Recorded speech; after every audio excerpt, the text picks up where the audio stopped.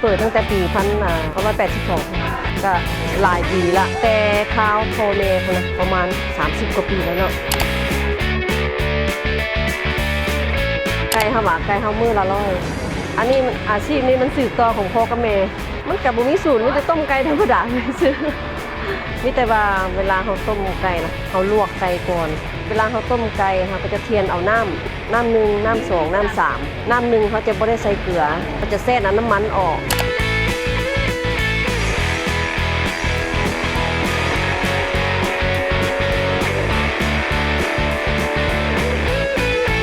ขายแต่ไก่ย่างเดียวเส้นรุ่นเดียวกันเส้นใหญ่4 มิลย่างเดียวเพราะว่าเส้นเขาเฮ็ดเองเลยเอาบ่ได้ซื้อเส้นตลาดประมาณ1 โมงลงมาปิดนี่บ่มีกำหนดตะกี้กับเจ้าจะรีดถุงยางมันจะแบบเป็นห้อยตูดๆเวลาเขาหายมันจะหัวสิเลยได้มัดก็เลยเป็นเอกลักษณ์ของห้านเลยเวลาเขาหิวถุงเลยเวลาเขาหิวถุงเขาก็หิวไปกับถุงหิวเลยเพราะว่าเวลาเขาหิวบางทีมันจะบ่นักแล้วก็มันจะหิวช่วงฟางนั่นเลยจันทร์ฮอดเสาร์วันอาทิตย์ปิดห้านเพราะว่าวันอาทิตย์เด็กน้อยกับเจ้าจะขั่วบักเพชรจีนหอมเลยวันอาทิตย์พักผ่อน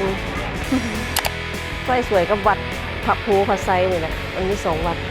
บางคนกับเจ้าม้ากับยูใส่ยูหน้าวัดพระไซแต่ที่มันปิดป้ายพระไซเลยเดี๋ยวนี้เปลี่ยนเป็นป้ายพระภูเพราะว่าเอาขึ้นป้ายพระไซกับเจ้าบอกออกป้ายลง